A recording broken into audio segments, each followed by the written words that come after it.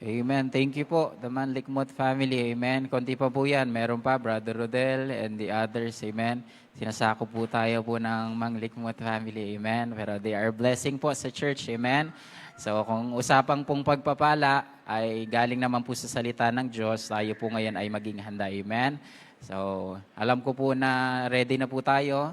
At ibigay ko na po yung time po ngayon sa ating pong preacher. Amen. At we are blessed kasi marami po tayong mga preacher sa ating pong simbahan. Amen. At hindi lang po basta po preacher, kundi talagang ginagamit ng Panginoon. Amen. Tawagin ko po, Brother Ronald Perez po, ang presidente po ng Accountables, Amen, Men's Group, upang maging pagpapala po sa atin sa gabing po ito. Amen.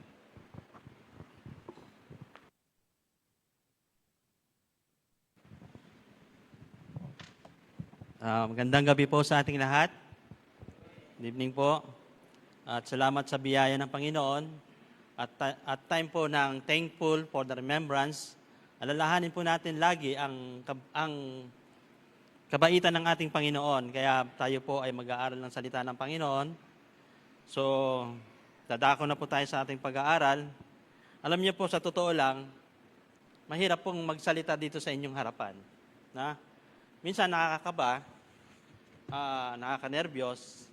Minsan din, after mo magsalita dito sa likod ng pulpito, titirahin ka naman ng dyablo after nito. Pero sa biyaya ng Diyos, hindi naman nagtatagumpay ang dyablo sa lahat ng gawain ng mga bagay na ganito. Lalong-lalo na pagdating sa gawain natin sa ating Panginoon. So, salamat sa ating pong pribilehiyong ito. At nabasa na rin po ni Brother Tim, Coach Tim, yung ating pong text about po sa Biblia, sa Psalms 100, verse 1 to 5. Ito po ay, bibigyan ko ng title. Ang title po nito, A Key to Have a Happy Life. Paano nga ba tayo magkaroon ng susi para maging masaya ang ating buhay? Alam niyo po sa ating pong mga Kristiyano, lahat po tayo na naririto ngayon bilang isang anak ng Diyos, kinakailangan po meron po tayong tinatawag na happy sa ating buhay. Sapagkat anak po tayo ng Diyos. Hindi ho tayo tinatawag na anak na kung saan-saan lang na pinabayaan na malungkot ang buhay niya. Sapagkat tayo, iniligtas ng Diyos, inaring anak niya, dapat magkaroon po tayo ng tinatawag na happy life. At paano po natin magagawa at makakamit yung happy life na ito? Unang-una po, yung ating pong theme is Thanksgiving. Thankful, Kaya po, dadako po tayo dito sa ating verse basahin ko na lang po, sa Psalms.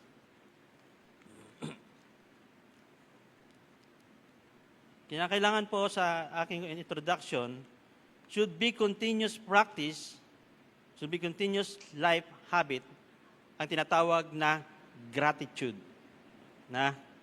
Gratitude. Ano nga ba yung gratitude? Gratitude.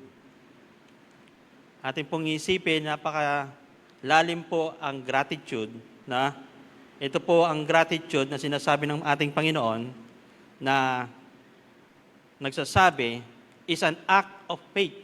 Kapag wala ka nito sa buhay mo, hindi ka na magiging ganap na Kristiyano. Dahil hindi ka nagkakaroon ng pasasalamat sa ating Panginoon.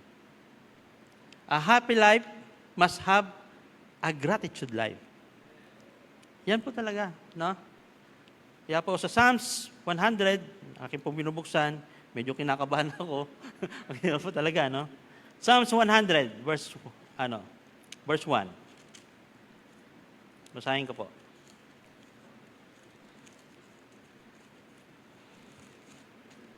Make a joyful noise unto the Lord, all ye lands. And verse 2, serve the Lord with gladness. Come before His presence with singing. Verse 2 lang po makikita niyo doon. Ay kinakailangan po pa talaga na meron po tayong kasiyahan na maglingkod sa ating Panginoon. Sa verse 2, gladness.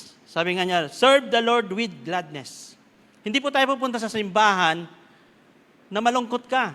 Alisin po natin lahat yan. Yung problema mo na sa bahay, problema mo sa pamilya mo, problema mo sa kaklase mo, sa kaibigan mo, wag na wag mo pong dadalhin dito sa church. Ibigay mo sa Panginoon yan. Na? Bigay natin sa Panginoon. Ang bawat mananampalataya na maglilingkod at pupunta sa church, ay kinakailangan pong merong gladness sa kanyang buhay. Kapag wala ka nun, hindi mo mararanasan yung tinatawag na pasasalamat sa ating Panginoon. Bilang mga Kristiyano, mga kapatid sa ating Panginoon, paano nyo ba ma-express ang gratitude? Paano? Meron po akong 3 points dito po sa gratitude natin. 3 points. Na? 3 lang po para at least alam ko po na malapit-lapit na rin yung oras. Pero ang gratitude is an act of faith para maging malakas tayo spiritually, physically, emotionally, na kinakailangan palakasin po natin yan. 3 points sa gratitude na meron po nating gagawin. Ang pasasalamat sa ating Panginoon. Unang-una, personal gratitude. Sa bawat isa, pag sinabing personal gratitude, yan po yung tinatawag na natatanggap mong pagpapala. Halimbawa, salamat sa Panginoon. Binigyan ako ni Brother Jay Suarez ng polo. It's a time na, na personal gratitude. Nagpasalamat ako. No? Mga expression na kung saan tayo ay magpapasalamat, say thank you. Nagawa niyo na ba yan minsan? Na binigyan kayo tapos wala lang? Di ba sasabi yan, thank you. Hindi lang thank you, kundi yayakapin mo pa, matutuwa ka talaga. Yan yung personal. Na? Tapos, I appreciate. Sabihin mo sa kanya, binigay. Basta yung mga bagay na natatanggap mo, yan yung tinatawag na personal gratitude. Mahirap sa mananampalataya, sa totoo lang. Yung hindi marunong magpasalamat. Kung ikaw gusto mo maging pagpapala ka sa isang tao, ay dapat marunong ka ring magpasalamat. Yan po yung tinatawag, number 1 po sa ating buhay, ang matuto tayong magpasalamat sa lahat ng bagay na aspeto na kung ano man dumarating sa atin. Na? Batiin ka, ay miss, ang ganda-ganda mo, thank you. Personal gratitude yan. Na? Ay miss, ang galing-galing mong umawit. Miss, ang ganda ang galing mong mag-violin. Lahat yan, personal gratitude. Na? Hindi kasi ang thank you, kulang minsan. No? Ang pasasalamat sa mga mananampalataya kapag ikaw binigyan ng mga bagay na pagpapala ay kulang. Kulang yung thank you. No? Dapat mas more pa doon yung pasasalamat sa Kanya. Kaya dito sa gratitude is an act of faith, spiritually, physically, emotionally. Importante po talaga yan para po tayo magkaroon na palakasin po natin yung ating pong mga pananampalataya sa ating Panginoon.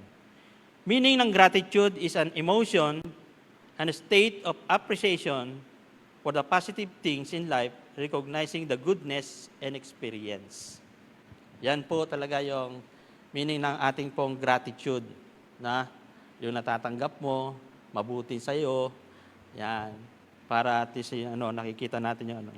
Kaya yan, itong personal gratitude, Philippians chapter 4 verse 6, basahin po natin. Philippians chapter 4 verse 6. Hindi ko na kasi sinulat ito kamamadali na. Kaya binubuksan ko na lang dito. Philippians chapter 4 verse 6. Be careful for nothing, but in everything by prayer and supplication with thanksgiving, let your request be made known unto God. Yan. Napaka-importante po talaga, no, ang gratitude. Malalim na salita, pero yun lang pala ay thankful. Pasasalamat sa ating Panginoon. Biblical aspect po kasi ang gratitude. Kaya ito po ay ginagamit ng mga mananampalataya, dapat lang po talaga sa atin. Kaya po, pangalawa, para at least mabilis-bilis po tayo, no? Para makita po natin. Pero sa totoo lang, personal gratitude, yan po nararanasan natin lahat yan. Nararanasan po natin lahat yung personal gratitude na yan. Ito yung pangalawa. Kadalasan po dito sa pangalawa, minsan hindi ginagawa. Ang pangalawa. Parang hirap na hirap kang tumanaw ng utang na loob doon sa isang tao, gumawa ng mabuti sa isang tao. Ito po yung tinatawag na interpersonal gratitude. Yan. Ito naman po ay yung tinatawag na pakikipagkapwa. Naranasan niyo na ba yung tulungan mo yung kapatid mo kahit wala ka na? Ganon. Tulungan mo yung kapitbahay mo, ibigay mo yung ulam mo, ibigay mo yung damit mo, ibigay mo yung... Basta, lahat ng bagay. Pakikipagkapwa. Paano ba natin gawin ang isang pakikipagkapwa? Nagagawa ba natin yon bilang isang mga mananampalataya? Alam niyo po, sa atin po, mga mananampalataya, dapat nabubuhay ho tayo dyan sa pakikipagkapwa. Huwag po nating yung bang tinatawag na sarilinin na lang ang ibinigay ng biyaya sa atin ng Panginoon. Ano ba yung biyaya na binigay ng Panginoon sa atin? Kundi yung tinatawag na kaligtasan. Ang Diyos ang unang nagmahal sa atin. Hinanap tayo ng ating Panginoon, pero tayo naman ang hindi humahanap sa Diyos. Kung papansinin po natin dito, interpersonal gratitude emphasizes the importance of encouraging believers to express appreciation to one another as a natural result of their faith. Yan po, na as made to build up community is often expressed in prayers for others, verbal thanks, action that support and encourage fellow believers. Yan ang gawain ng interpersonal gratitude. Ang makasilamuha sa mga mananampalataya, i-encourage natin lalong-lalo na po yung mga nadidepress, yung mga nagkakaroon ng problema, tulungan natin sila. Yung halimbawa, wala silang pangbili sa ganito, tulungan din natin sila, alamin din natin. Na? Kung meron ka, abutan natin. Way ng isang mananampalataya ang magtulungan. Nakita natin ang kapatid natin nahihirapan sa mga bitbitin. Meron siyang binubuhat dyan. Tulungan natin. Pakita natin yung pinaka-gratitude natin sa kanya. Hindi lang sa ganon. Kung nahihirapan siya mag-aral, bilang isang mga estudyante, na kung hindi niya may pasa-pasa yung tinatawag na English or Math, bilang mananampalataya, tulungan natin. Magtulungan, mga estudyante. At ganoon din po sa ating mga kapatiran. Dito pa sa ating gawain sa church, marami. Kung papansinin po natin. Paano mo may papaliwanag yung gratitude mo sa ating Panginoon? Magpasalamat, mag-thank you ka lang, tapos na. Paanong paraan? Na? Dito sa interpersonal ay kakaiba. Ang gawain po natin sa ating Panginoon, yung tinatawag na maglinis sa church. Isang bagay na kung saan pwede mong gamitin na iyon ay pasasalamat sa ating Panginoon. Ang pag-attend natin sa church, isang bagay na pasasalamat pa rin sa ating Panginoon. Yan ang way ng mga mananampalataya. Ang makinig ng salita ng Panginoon, yan din po yung way ng gratitude na pasasalamat mo sa Panginoon. Hindi lang yung magsalita ka lang, thank you. Salamat sa iyo, salamat Panginoon. In words, may papakita mo ang gratitude mo sa pamamagitan ng paglingkod mo sa ating Panginoon. Maraming bagay na pwede nating gawin.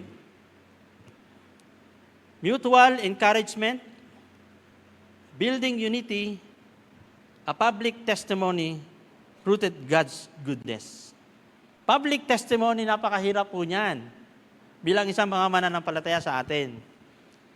Kasi po tayo lumalakad na isang parang Biblia. Binabasa tayo ng tao bilang isang mga mananampalataya. Lahat tayo tinitignan. Na? Kaya sa ating pong mga kapatiran na narito ngayon, bilang ikaw talagang anak ng Panginoon, lalakad ka sa labas na kinakailangan huwag makikita sa inyo ang kapangitan at hindi gawain ng ating Panginoon. Living testimony ang tinatawag diyan. Tunay nga bang Kristiyano pag sinabing ganito? Dahil makakatikim ka sa ibang tao ng akusa, alipusta, panglalait, panghuhusga sa iyo. Sasabihin sa iyo pasimba-simba ka pa diyan, pero ang sama naman ng bunganga mo. Pasimba-simba ka naman diyan, pero lasinggero ka pa rin.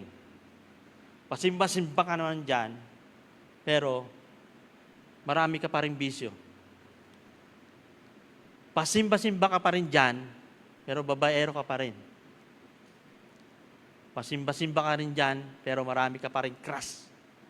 Alisin mo yan. Alisin mo yung mga bagay na makakasira sa iyo bilang isang Kristiyano. Dapat po talaga focus natin ang ating buhay sa ating Panginoon. Ang Panginoon ay magbibigay ng direction sa buhay natin. Lahat ng bagay ay mayroong purpose ang Diyos. Ibibigay naman ng Panginoon yan Ipanalangin mo lang. Na? Dahil nga, kung papansin ninyo, doon sa naikwento nga ni Pastor John Mark about who doon sa 10 merong ketong. Sa 10 merong ketong na yan, pinagaling ng ating Panginoon. Hindi niya tinitignan kung anuman status ng mga taong ito na pinagdidirihan nung panahon ng Old Testament. Natatakot yung mga tao noon na hindi malapitan, sila po ay nakahiwalay sa mga tao. At nakapagsuot sila ng mga damit na kung saan mga punit-punit at sila sabi nilang, may ketong ako, may lepers ako. Pinagaling ng Diyos doon, yung 10 na yon. Pero kung papansin ninyo, doon nakuha yung Good Samaritan Bumalik ang isa. At ang isang iyon ay ang isang Samaritano. Na? Ang ginawa ng Samaritano na yon ay lumuhod at nagpasalamat sa ating Panginoon. Ganon napakahalaga ang gawain ng ating Panginoon. Importante sa Kanya ang Kanyang mga anak. Lahat ng ating panalangin, ibibigay naman ng Panginoon yan Bakit ang tagal-tagal naman? May purpose ang Panginoon. Either kung halimbawa, hindi man binibigay ng Diyos, kulang ang iyong pananampalataya. Kulang. Bakit ganon yung prayer ko? Hanggang sa ngayon, hindi pa rin binibigay ng Panginoon. Check mo yung sarili mo. Check natin yung ating sarili. Sa akin din, may mga prayer ako. Pero chinecheck ko rin sa aking sarili, bakit, Panginoon, di mo pa binibigay? Sabi nga, all things work together for good. Siguro hindi binibigyan ng Diyos yan dahil ang bagay na hinihiling mo ay yun pala ang magiging kapahamakan mo. Ganon kakamahal ng ating Panginoon. Lahat ng sitwasyon, alam niya.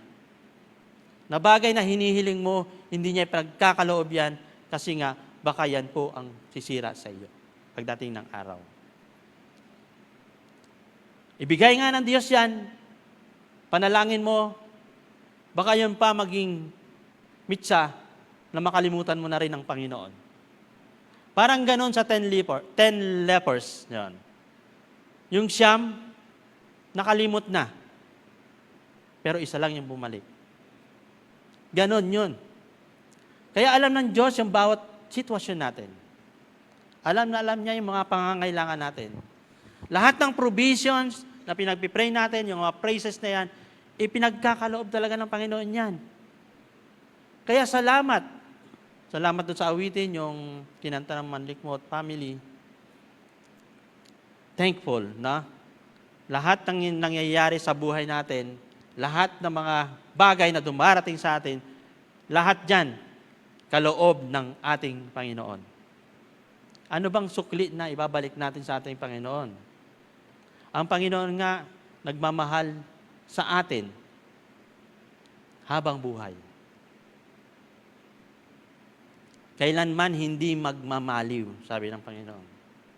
Hindi mawawala ang pagmamahal niya sa atin. Napakahalaga ang pag-ibig ng ating Panginoon.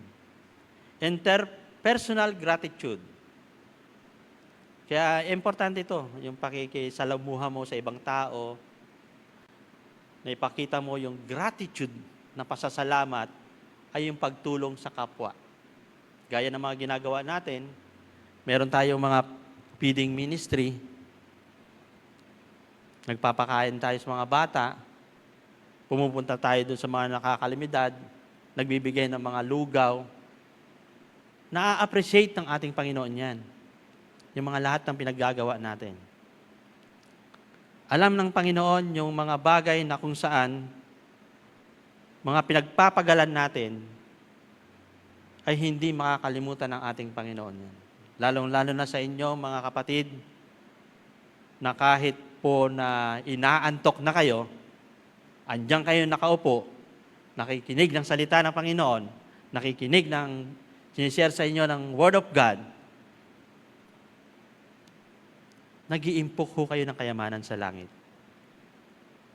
Huwag kayo mag-impok ng kayamanan sa lupa dahil kailanman hindi nyo madadala yan pagdating ng araw ng ating Panginoon. Kita nyo, pansinin nyo ang gobyerno natin. Marami na silang pera pero hindi pa rin sila kontento sa kanilang pera. Ano pang gagawin nila sa pera? Marami na rin silang sasakyan pero kulang pa rin yung sasakyan para sa kanila. Ano bang kailangan pa rin nila? Hindi yun magdadala sa kanila, habuhay nila, papunta sa langit. Salamat na lang at ako'y pinanganak na mahirap. Na? Dahil pumarito ang Diyos sa mga makasalanan, hindi sa mga righteous at mayayaman. Kaya tayo'y pinagpala ng Panginoon. No? Pinili tayo ng Panginoon na kung saan tayo po ay magbigay din ng gratitude para sa Kanya.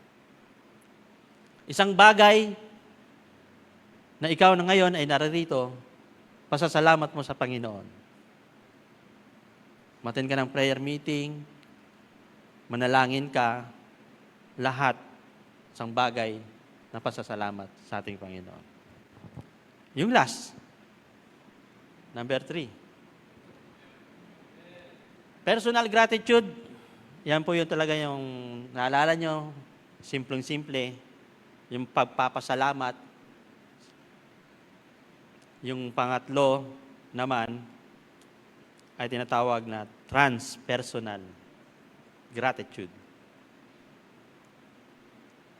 Ano naman yan, Brother Ronald? Ano naman yan, transpersonal na yan? Ito po ay God's faithfulness is unchanging. Hindi magbabago, no? Transpersonal gratitude, ito ay tinatawag na lampas sa sarili natin. Paano ba yun? Paano bang sabihin yung lampas sa sarili natin? Hindi ko kaya atang gawin yon. Alam niyo po, marami po nakagawa na nito. Higit pa sa kanilang buhay. Ang gratitude na sinasabing ito, nagawa na ng ating Panginoon yan. Nagawa na ng ating Panginoon yan, yung gratitude na ito. Hindi niya inisip ang kanyang sarili, bagkus inisip niya ang ibang tao. Lagpas sa sarili. Ano nga ba yon? Ha? Kaya salamat ako sa mga misyonary natin dito na dahil sila po yung tinatawag na merong transpersonal gratitude. Transpersonal gratitude, yung kinalimutan na nila, yung kanilang sarili, maglingkod lang sa Panginoon. Paano yun? Kalimutan yung sarili. Unang-una, ang pagiging isang pastor, kakalimutan niya yung kanyang karir. Pupuntahan niya ang paglilingkod sa ating Panginoon. Hindi lang siya maglilingkod sa Panginoon para pagyamanin ang kanyang sarili. Hindi. Payayamanin siya ng Panginoon sa biyaya ng Diyos, sa lahat ng kanyang pagpapala, at hindi niya ito pababayaan. Yan yung transpersonal gratitude na kung saan magtuturo ka ng ebanghelyo ng ating Panginoon. Maging ganap na isang pastor. Paano na babae po ako? Hindi ko makakamit itong tinatawag na transpersonal gratitude. Makakamit mo yan. Kasama ka dahil ikaw ay pastor's wife. Paano? Ayaw ko nga mag-asawa ng pastor gusto ko magagawa mo rin yan bilang maging isang teacher ng ating Panginoon. Hindi nga po ako marunong magturo Magagawa mo rin yan sa pamamagitan ng pag-play ng gitar, pag-play ng piano, pag-play ng violin. Wala rin ako niyan Magagawa mo rin yan sa pag-awit sa ating Panginoon. Alam ko naman lahat tayo may talent Ako, aminado ako, wala akong talent sa mga ganyan. Pero sa biyaya ng Panginoon, hanggang ngayon, di pa rin ako marunong. Pero, at least, sa ganitong sitwasyon, kahit sa ganitong bagay, nakapag-share ako ng salita ng Diyos para sa inyo. Isang bagay na kung saan, transpersonal gratitude, napakahirap po talaga yan. Mahirap po, lalong-lalo na po sa ating pong mga pastor natin.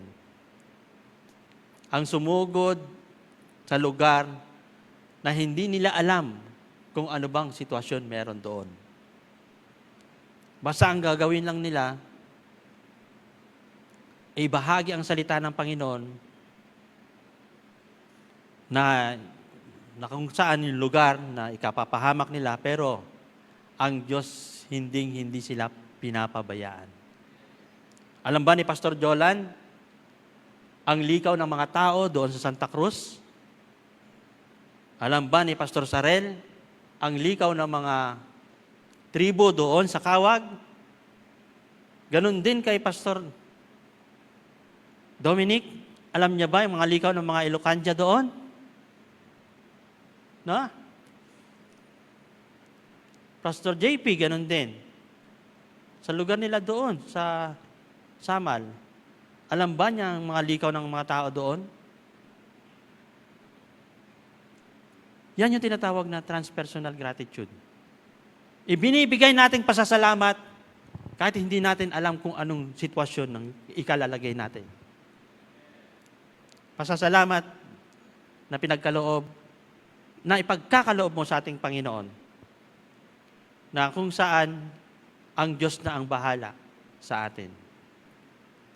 So, diba? Yun yung, kaya yung papansin ninyo, kakaiba po ang level ng mga yan. Yung personal, interpersonal, transpersonal. Saan ka nga ba dyan? Tatlong yan. Na? Salamat sa Panginoon at tayo pong lahat bilang member ng church na ito ay meron po tayo niyan. Meron po tayo niyan. May mga pastors din tayo rito, mga missionary. May mga kapatiran tayo talagang volunteer dito sa church na ito. At meron tayo mga kapatiran na marunong magpasalamat. Kaya yan nabubuhay. Kaya dapat talaga na tinatawag na meron tayong a key to have a happy life. Meron nga ba?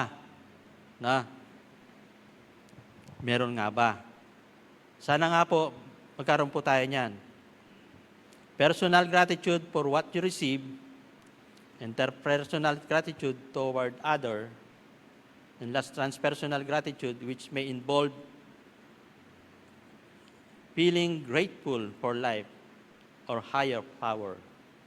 Higher power, ito po yung talaga yung lingkod ng Diyos na tinawag ng Diyos higit pa sa anumang sitwasyon mo.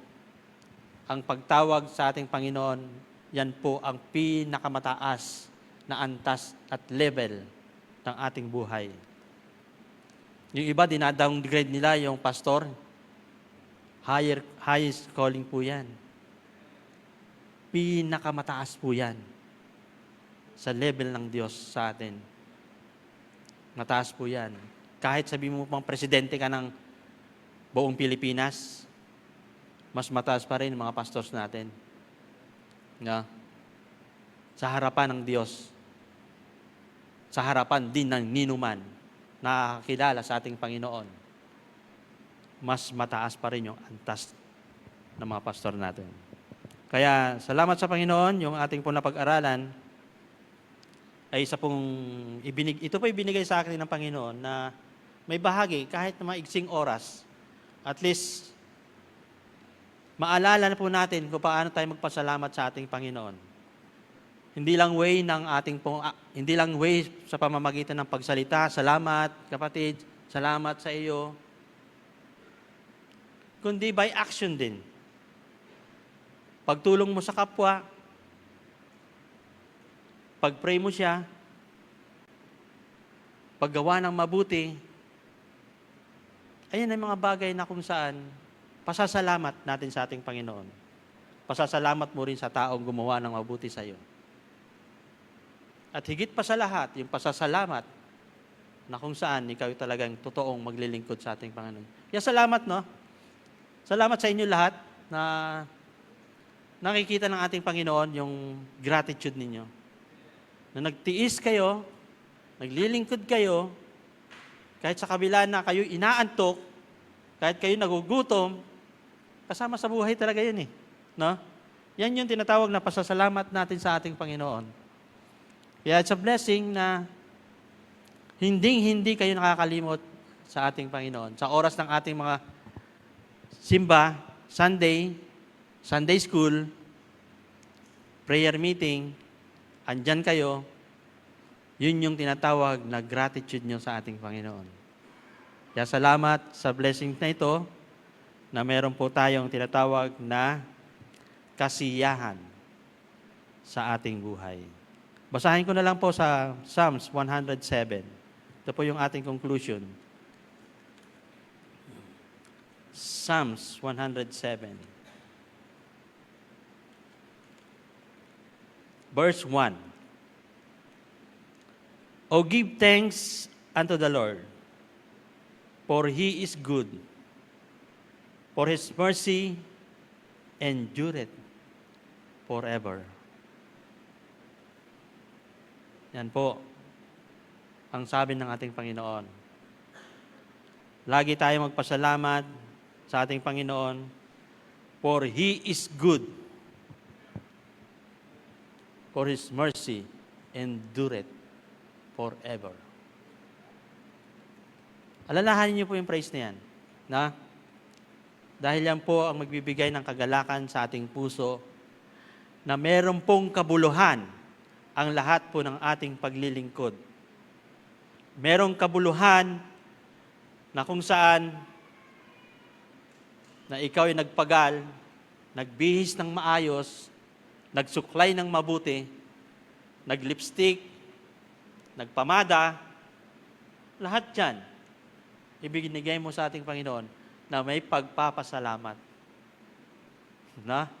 Minsan nakikita ko sa aking mga anak, sa aking mga, yung kaklase niya, talaga magpapakahirap talaga din sila. Pagpapaganda sa kanilang sarili. No? Pero pupunta sa simbahan. Wala namang masama doon. No?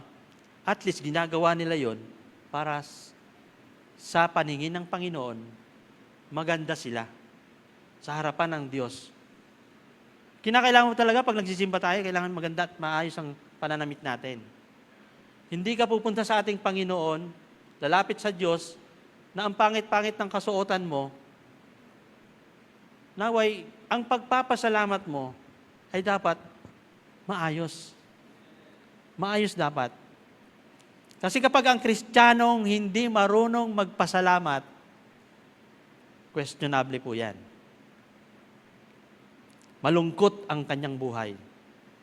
Miserable ang kanyang buhay. Alam ko naman po sa inyo, mga Kristiyano, marunong naman po kayo magpasalamat sa ating Panginoon. Tayo po ay manalangin. Let's pray. Panginoon, salamat po sa salita ninyo, Panginoon. Salamat sa mga pangako ninyo, Panginoon Diyos. Salamat din, Panginoon Diyos, sa pagpapala na pinagkakalob nyo sa amin, na hindi nyo kami pinapabayaan mula, Panginoon Diyos, na kami ay magising, kami, Panginoon, ay babangon, at binibigyan nyo muli ng mga pagkain, mga pangangailangan, mga provision sa aming pong buhay. Alam ko po, Panginoon Diyos, na lahat ng bagay na ito ay sa inyo po galing. Kaya binabalik namin, Panginoon Diyos, ang pasasalamat sa pamamagitan nito na aming pong pagsiserve sa inyo, sa aming pong pag-attend, sa aming pong pagsisimba, sa aming pong pagpanalangin at pag-awit. Lahat ng bagay, Panginoong Diyos, na aming pong ginagawa ay mga munting pasasalamat namin sa lahat ng inyong mga kabutihan para sa amin. Kaya, Panginoong Diyos, binabalik namin ang kapurihan sa inyo, sa matamis na pangalan ni Jesus. Amen.